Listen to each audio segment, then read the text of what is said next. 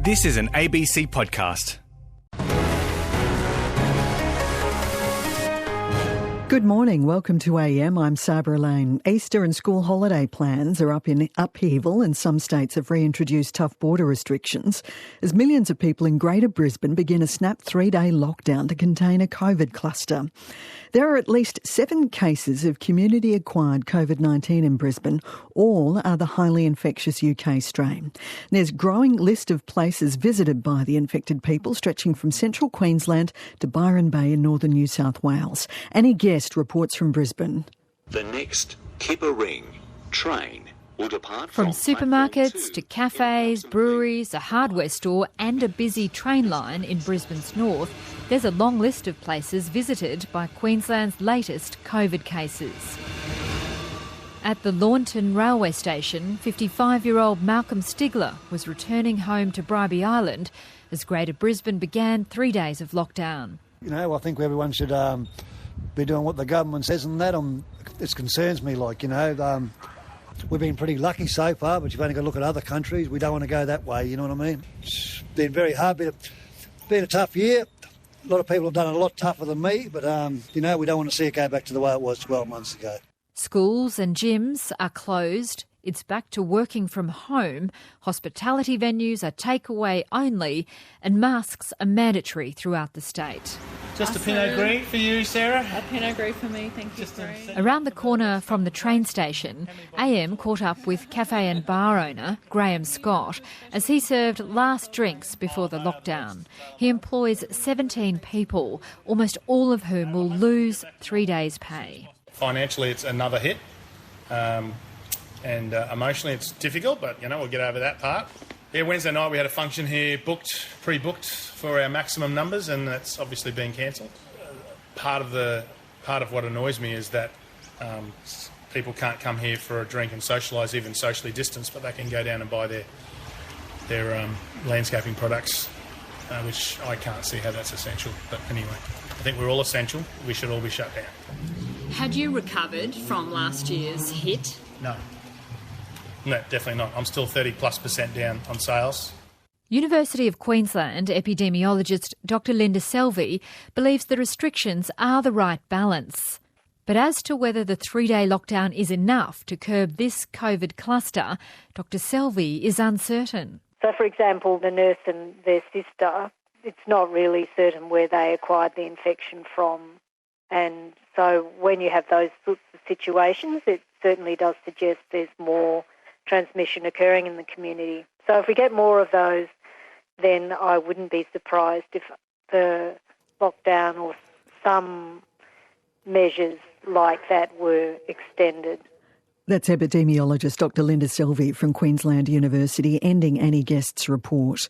While the focus of the New South Wales flood disasters moved to the clean-up and recovery, stories are still emerging of the harrowing moments that floodwaters inundated some areas. In one small caravan park on the mid-north coast, a man used his dinghy to move frail and elderly residents from their flooded cabins. Rachel Mealy reports.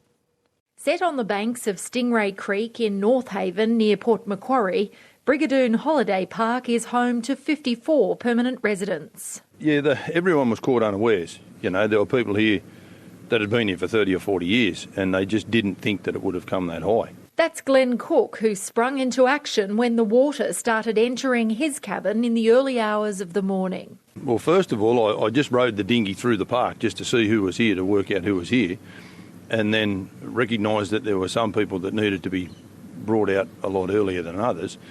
And the challenge was trying to get these people into the dinghy because being elderly, they can't bend and they can't move. So we were literally trying to lift them in. His elderly neighbour, Ron, struggled to reach his front door. Yeah, well, Ronnie, he said that he had fallen over like 5 times simply because in his unit the stuff had floated around and fallen over and the water was up to his knees. He couldn't see the floor. So when he fell over, he was just tripping over the debris.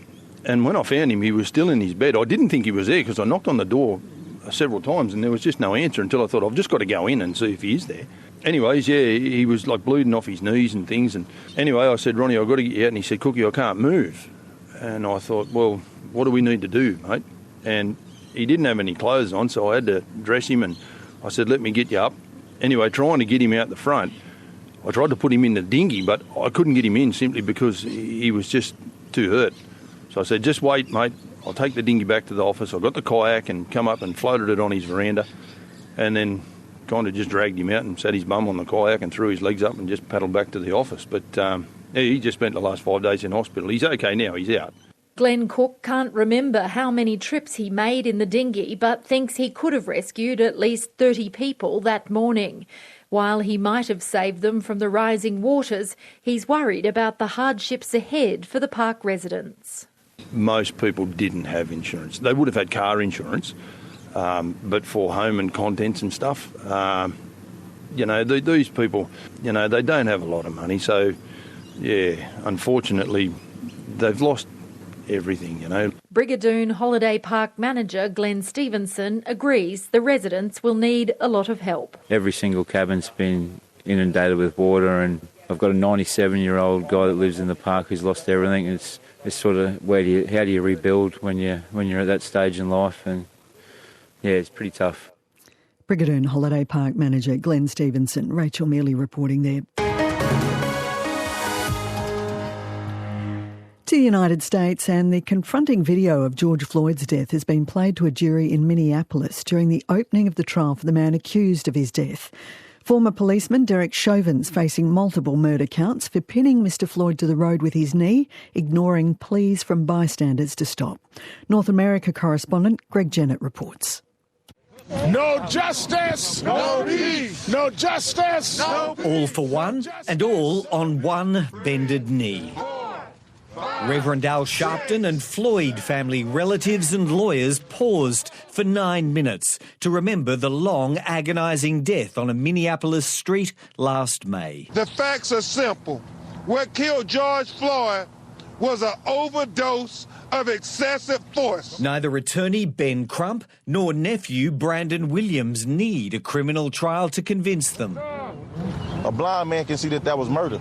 They're certain only one conclusion will be drawn when all's said and done at the Hennepin County Court under Judge Peter Cale. In taking on your role as jurors, you provide an important and central service. 14 jurors are in the box and will remain there for about a month. They heard an almost hour-long opening argument from the prosecution on the guilt of former police officer Derek Chauvin, but nothing quite as powerful as the 9-minute video. Well, you got him down, man. Let him breathe, least, man. Showing Mr. Floyd's drift towards death and the fruitless interventions of bystanders. You're a bitch, bro. Kyle, you gonna let him keep that like that? You gonna let him kill that man in front of you, bro? Huh? If that wasn't somehow persuasive, attorney Jerry Blackwell. We're going to show you that putting knees on somebody's neck for 9 minutes and 29 seconds was an eminently dangerous activity. George Floyd's lifelong addiction to opioids will be an issue, and a central one to the Chauvin defence,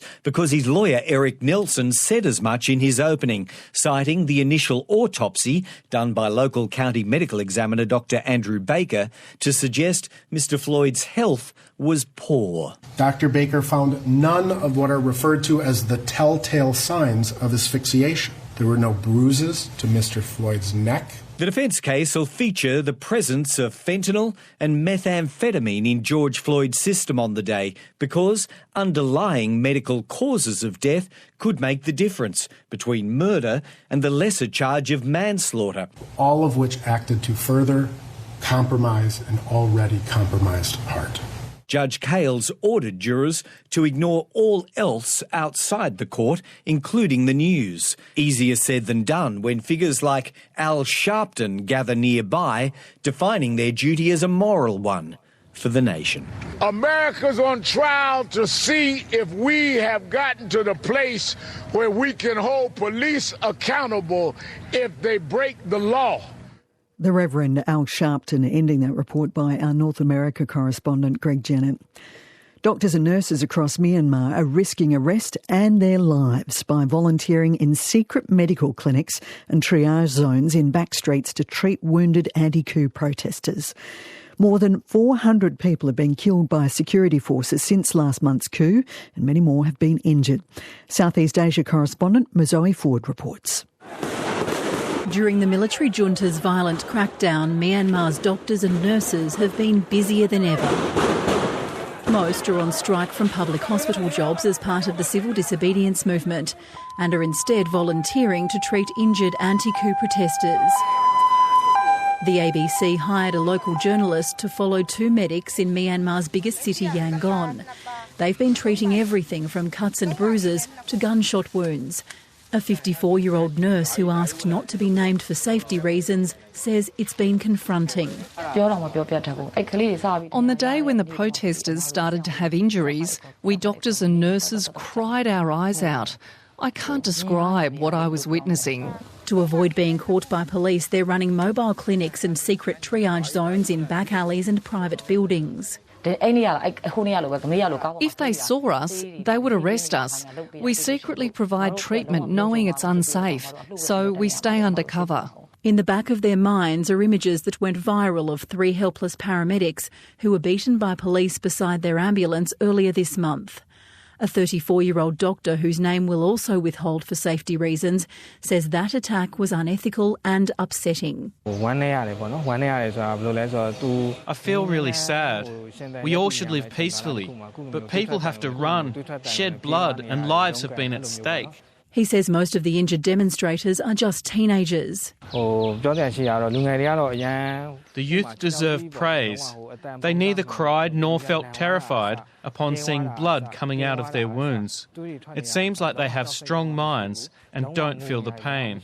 Dr Mitchell Sangma from Doctors Without Borders in Myanmar says if it wasn't for these medical volunteers, many more people would have died. We're all bounded by medical ethics. So in spite of the civil disobedience movement, what we are seeing right now is a volunteering network of doctors trying to support the patients in a different way that they can. But he adds these secret crews can only do so much. They can very well work on providing first aid and stabilizations, but in the end, the most critical patients, they'll still need to go to the secondary and tertiary hospitals. And this is where we are seeing the gaps. They are getting overwhelmed. They're working beyond the capacities. Anti-coup demonstrators have started changing tactics to avoid violent demonstrations. They've held lots of smaller rallies at random times, let off hundreds of balloons, held down car horns all at once and staged silent protests. But trigger-happy security forces remain on the prowl, and as long as they do, the volunteer medics will be waiting for the fallout. Southeast Asia correspondent Zoe Ford.